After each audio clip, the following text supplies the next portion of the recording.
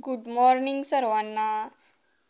सर्वजण कसे आहात? मी मस्त मजेत. तुम्ही कसे आहात? आनंदी आहात ना? आनंदी राहा. आज सकाळी म्हटलं सर्वजण झोपली होती, तेवढ्यात उठेनातच कोण. म्हटलं कणिक मळून घ्यावी, थोडीशी तयारी अगोदर केली की बरं असतं. नंतर म्हटलं जरा नाश्त्याला पोहे करावेत. मी काय आज कुणाला न विचारताच नाश्त्याची तयारी चालू केली. सर्वात प्रथम कोथिंबीर चिरून घेतली, 2 मिरच्या धुवून घेतल्या. कोथिंबीर मी धुवूनच घेतली होती अगोदर. 2 मिरच्या चिरून घेतल्या आणि 2 कांदे घेतले.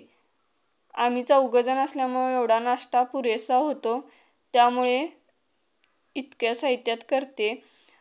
तर आज कढीपत्ता नव्हता म्हणून म्हटलं आहे त्या साहित्यात मला कोणताही पदार्थ करण्याची सवय आहे. सर्व साहित्य असलं कीच पदार्थ चांगला होतो असं सगळ्यांची समज आहे, ती चुकीची आहे. आपल्या हातात जर चांगल्या सुगरणीचा जर हात असेल तर कोणताही पदार्थ हा चविष्टच बनतो. त्यात तुमची पॉझिटिव्हिटी ते पदार्थ बनवताना असणं अत्यंत महत्त्वाचं आहे. तुम्ही आनंदाने कोणताही पदार्थ असू दे, तुमच्या हाताने जर तुम्ही स्वयंपाक केला तर त्या पॉझिटिव्हिटीचा जो काय आनंद आहे त्या आपल्या सर्व जेवणात त्याची चव उतरते. त्यामुळे कोणतेही साहित्य जर कमी पडले तर हे कमी आहे ते कमी आहे असं न म्हणता आहे त्यामध्ये ॲडजस्ट करून तो पदार्थ अधिकाधिक आपल्या पद्धतीने चांगला करण्याचा मी प्रयत्न करत असते.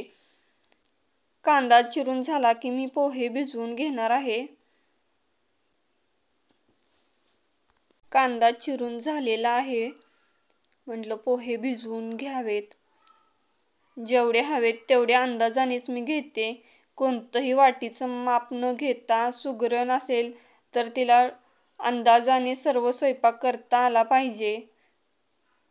ह्या हेतूने मला जेवढे हवे होते त्या अंदाजाने मी 4घांच्या पुरते पोहे इथे काढून घेतलेले आहेत. ते स्वच्छ पाण्याने एकदा 2दा धुवून घेते. थोडं तेल काढते. थोडं तेल तापत ठेवल्यानंतर तेलामध्ये थोडे जिरे टाकून घेते.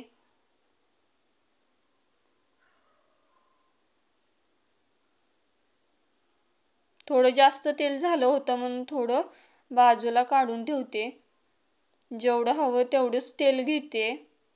जास्त तेल आम्हाला आवडत नाही कुणालाच, घरच्या व्यक्तींना.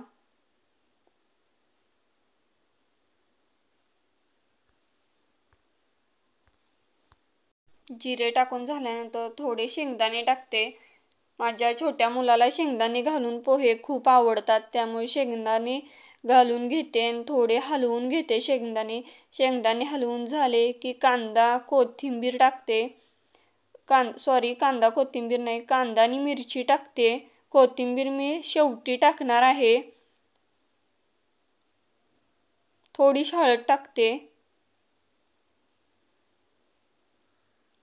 हलवून घेते सर्व साहित्य.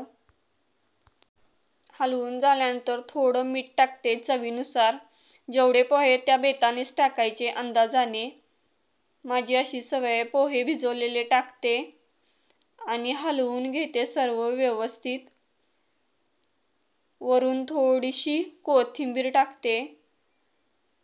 बघा मस्तपैकी पोह्यांचा नाश्ता आज तयार झालेला आहे.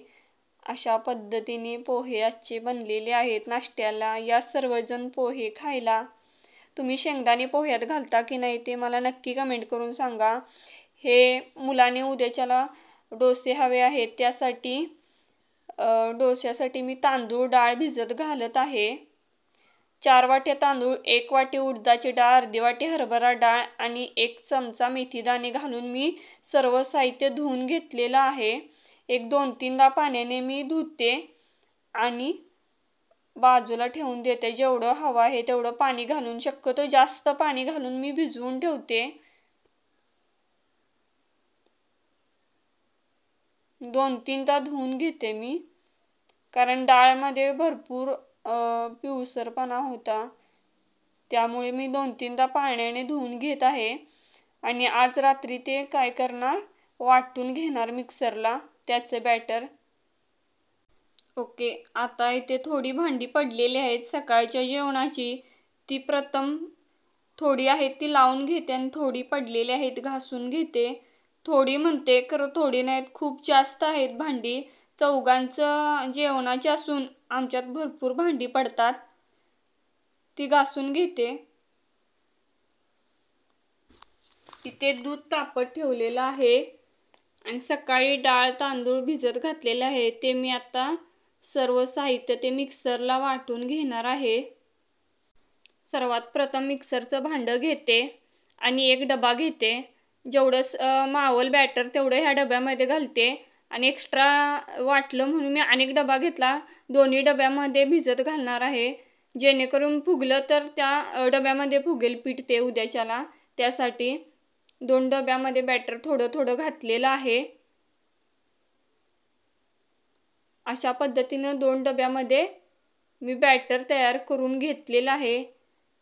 आजचा व्लॉग कसा वाटला ते नक्की मला कमेंट करून सांगा. भेटूया पुढील व्लॉगमध्ये डोशांचा आस्वाद घेण्यासाठी.